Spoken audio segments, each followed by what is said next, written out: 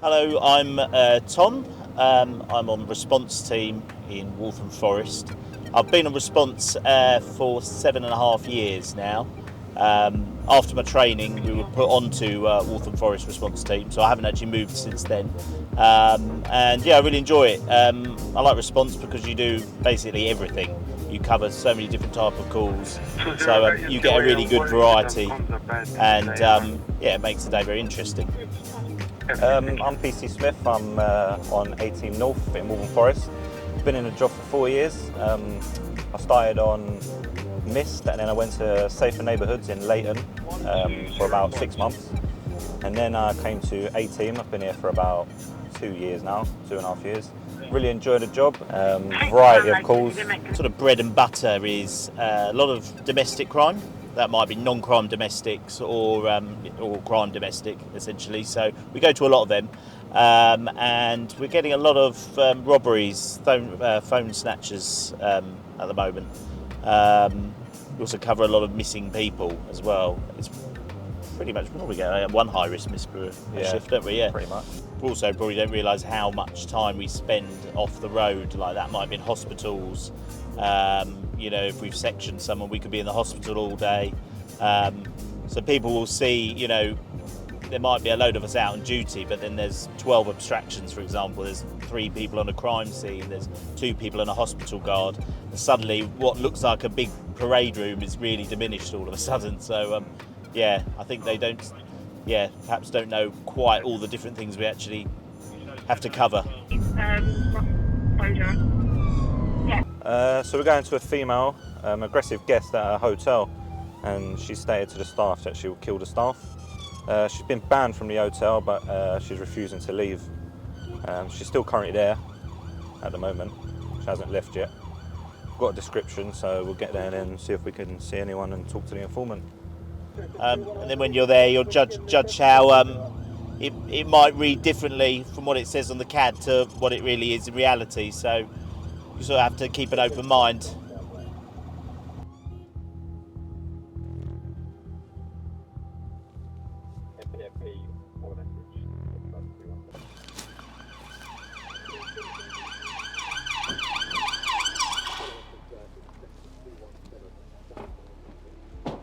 Hello. Hello. Excuse me. What's going? Who? What's going on? Ah.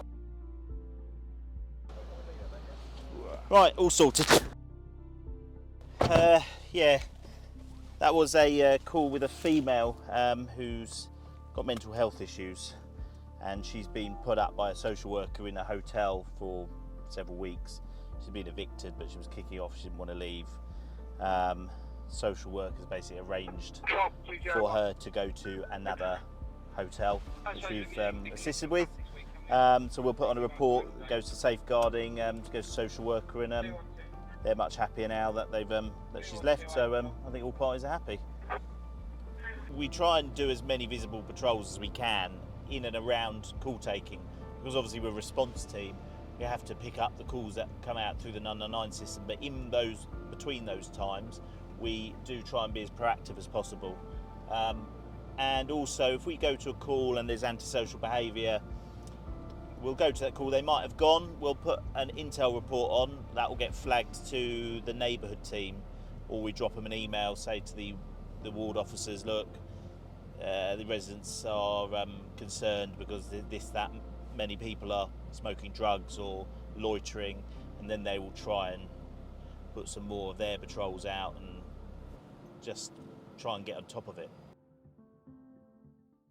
This call is from a member of the public saying there's a group of potential drunk males, drug users that are trying to get into a property. They don't know if they're trespassing at the moment or if the property belongs to them. We do get quite a few antisocial calls, yeah. Drunk males, or drunk females, like they're loitering around, businesses and things. And unfortunately, what you do, normally they're fine, they'll move on, and then they just become an issue for someone else somewhere else. So you never particularly solve it. There's apparently one upstairs trying to kick the door in and one trying to kick the door for the main entrance to the flats, the communal area. So we'll go and see what we end up with.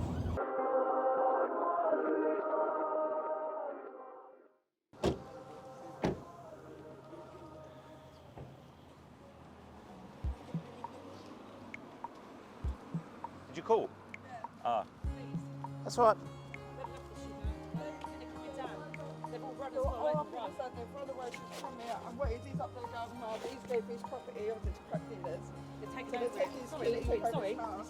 So the resolution for that one is it's a house with a closure order, which means they've obviously had loads of antisocial behaviour. There's a court order basically saying no residents are meant to be there. We've got there, and obviously all these guests, let's call them, have gone. So, you know, we can't prove that offence because they're not there.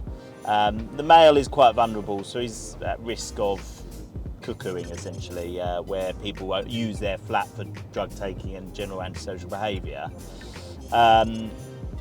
He was obviously quite het up. Didn't particularly want to speak to us that much. He just wanted us to assist him going back to his flat. We did check his flat. There was no one else in there. So we'll put on a report. It's essentially a report that goes to the local safer neighbourhood team, just to raise their awareness that the flat is still being used. And it is also trying to give that reassurance to the residents because it's an ongoing issue. I've just said to them, just keep calling us and we'll just have to keep going back because unfortunately with these things they don't generally get solved on the first go. So yeah, report, he's fine, he didn't want to report any offences to us, so yeah, be a quick report to the neighbourhoods. It's an S grade, it's a bit out of time, happened about an hour ago. I think it's a dispute between daughter and mother. I think the daughter wants mum out of the house. Yeah. It doesn't sound like there's any offences with this one. It's not a emergency call, it's just down as an S grade, so we're going at just regular speed. Unless, of course, they call back and say it's kicking off again, then we'd go on an I grade, but at the moment, go at their normal speed. It says mum's heavily intoxicated, won't leave the address, children at the address, and the informant basically just want mum to leave. Yeah. We're there to prevent a breach of the peace, really, so we were there to prevent it kicking off. Obviously this call is over an hour old, so they haven't called back, so it may have de-escalated already. We'll still log it as a domestic incident, and if she is there, and she doesn't live there, we'll recommend she leaves the address.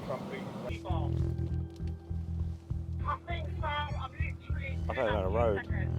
So ordinarily we wouldn't pull away from a call we've just TOA'd at. We have to judge the risk ourselves in that, but because they were wanting more units, we haven't got a huge amount today. We've taken that judgment ourselves. We're going to this. If they don't need us, we'll then go back to that call. I think what's happened, it's a police collision. So one of the units was going to a call, an urgent call at the police station where I think a suspect might have been kicking off.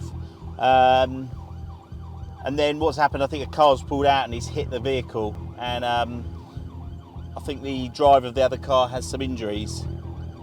When anything like that happens, it's you have to close off the road. A traffic sergeant has to come down, and yeah, so there's a bit of a protocol with it.